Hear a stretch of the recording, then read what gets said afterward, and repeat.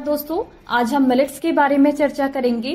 प्रश्न यह उठता है कि मिलेट्स इतना फेमस क्यों हो रहा है।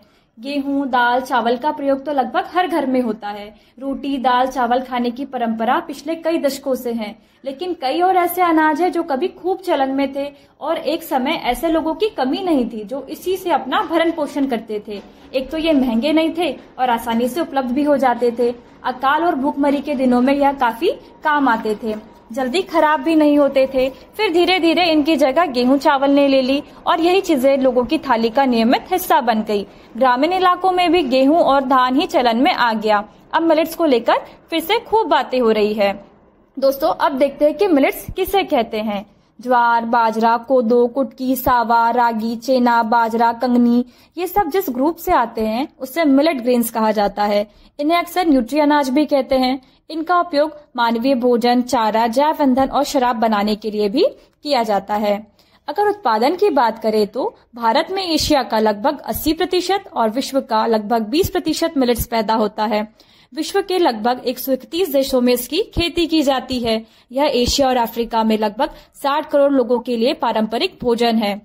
भारत, नाइजीरिया और चीन विश्व में बाजरा के सबसे बड़े उत्पादक है, जिनका वैश्विक उत्पादन में 55% से अधिक की हिस्सेदारी है। ये अनाज उप सहारा अफ्रीका और एशिया में शुष्क भूमि वाले लाखों छोटे किसानों के लिए एक मुख्य अनाज की फसल है और किसानों के लिए पोषण, आय और आजीविका जैसे कई प्रकार के लाभ प्रदान करते हैं। अब देखते हैं कि हाल ही में ये चर्चा में क्यों है। भारत सरकार के इंटरनेशनल ईयर ऑफ मिलेट्स 2023 के प्रस्ताव को संयुक्त राष्ट्र महासभा ने स्वीकार कर लिया है। इसने भारत सरकार को IYM सेलिब्रेट करने और भारत को बाजरा के वैश्विक केंद्र के रूप में स्थापित करने का अवसर दिया है। प्रधानमंत्री श्री नरेंद्र मोदी ने भी IYM को जन आंदोलन बनाने के लिए अपना दृष्टिकोण साझा किया है। अंतर्राष्ट्रीय पोषक अनाज वर्ष 2023 के लिए 8 मोटे अनाजों को शामिल किया गया है। इसमें ज्वार, बाजरा, कोदो, कुटकी, रागी, सावा, चेना, बाजरा और कंगनी है। सरकार ने खाद्य सुरक्षा और पोषण में मिलेट्स के योगदान के बारे में जागरूकता बढ़ाने एवं पोषण अनाज के टिकाऊ उत्पादन और गुणवत्ता में सुधार के लिए हितधारकों को प्रेरित करने के लिए रिसर्च एंड डेवलपमेंट और इन्वेस्टमेंट पर ध्यान देने की बात कही है। अब सभी मिलेट्स को हम डिटेल में देख लेते हैं। ज्वार यानी सोरगम। ज्वार एक प्रमुख फसल है। इसे सामान्यतः कम वर्षा वाले क्षेत्रों में उगाया जाता है।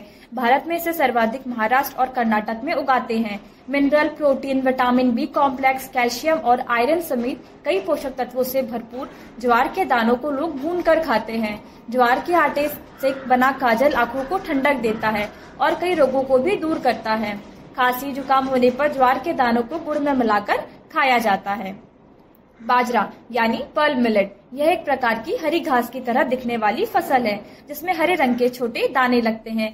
भारत के अधिकांश क्षेत्रों में इसे खाया जाता है। मिलेट्स में सर्वाधिक उगाया जाने वाला अनाज बाजरा ही है। बाजरे का प्रयोग भारत एवं अफ्रीका में रोटी, दलिया और बियर बनाने में होता है। फसल के बचे भाग का प्रयोग ईंधन, चारे एवं निर्माण कार्य में भी होता है। इसमें प्रोटीन तथा अमीनो अम्ल पर्याप्त मात्रा में मिल जाते हैं। कोदो यानी कोदो मिलेट। कोदो एक पारंपरिक अनाज है और औषधीय गुणों से भरपूर कोदो के दाने काफी छोटे होते हैं, लेकिन इसकी फसल धान की तरह ही लगती है। लाल भूरे रंग के कोदो के दानों में कैंसर, मधुमेह और पेट के रोगों को दूर करने की शक्ति होती है। इसमें मौजूद प्रोटीन, फाइबर और कार्बोहाइड्रेट शरीर को हेल्दी रखने में मदद करते हैं। कुटकी यानी लिटिल मिलेट। कुटकी के ज्यादातर गुण चेना से मिलते हैं। इनकी खेती करना किसानों के लिए जितना आसान है, इससे सेवन से उतने ही फायदे हैं। कुटकी की फसल लगभग 65 से 75 दिनों में पक जाती है।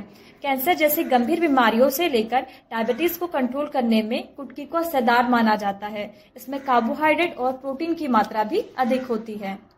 सावा यानी बर्नयार्ड मिलेट। सावा को देश के अलग अलग इलाकों में उडालू या झंगोरा के नाम से भी जानते हैं।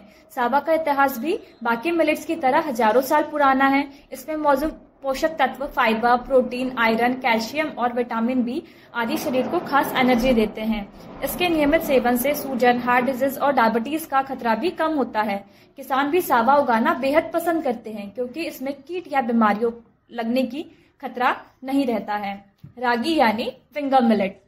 रागी को देशी भाषा में नचनी भी कहते हैं। इस अनाज का रंग लाल भूरा और स्वाद अखरोट जैसा होता है।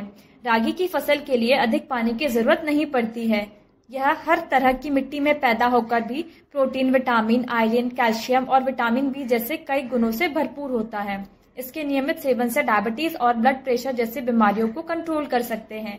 आज भारत के साथ साथ पूरे एशिया, अफ्रीका और दक्षिण अमेरिका में रागी की खेती की जा रही है। बाजरा यानी प्रोसो मिलेट। चेना एक ऐसा मिलेट है जो पूरी दुनिया में उगाया जाता है। भारत के साथ साथ यूरोप, चीन और अमेरिका में इसे सूप, दलिया और नूडल बनाए जाते हैं। यह मिलेट फेट और कोलेस्ट्रॉल फ्री होता है। साथ ही चेना protein, fibre, vitamin B, iron और जिंक समेत कई विटामिन और खनिजों का मेन सोर्स है। कंगनी यानी फॉक्सटेल मिलेट। कंगनी को एशियाई देशों में उगाया जाता है। इसका दाना येलो होता है, जिसे दलिया से लेकर पुलाव जैसे कई व्यंजन बनाने में इस्तेमाल किया जाता है। कम बारिश वाले इलाकों में उगने वाली कंगनी protein, fibre, iron, potassium, magnesium से भरपूर होती है। कंगनी का स्वाद भी काफी हद तक अखरोट की तरह ही होता है। अब मिलेट्स के महत्व और लाभ के बारे में चर्चा करते हैं। मिलेट्स अपने उच्च प्रोटीन स्तर और अधिक संतुलित अमीनो एसिड प्रोफाइल के कारण पौष्टिक रूप से गेहूं और चावल से बेहतर है। इसमें विभिन्न फाइटोकेमिकल्स भी होते हैं, जिनमें एंटीऑक्सीडेंटिव गुणों के कारण चिकित्सकीय गुण होते हैं। जलवायु के अनुकूल होने के अलावा बाजरे के दाने कार्बोहाइड्रेट, प्रोटीन, आहार फाइबर और अच्छी गुणवत्ता वाले फैट जैसे पोषक तत्वों से भरपूर होते हैं। ऐसे में लोगों की थालियों तक इन 8 प्रकार के पोषक अनाजों को पहुंचाना चुनौतीपूर्ण काम है। इस चुनौती को आसान बनाने के लिए इन मिलेट्स के प्रोसेस्ड फूड उत्पादों को बढ़ावा दिया जा रहा है।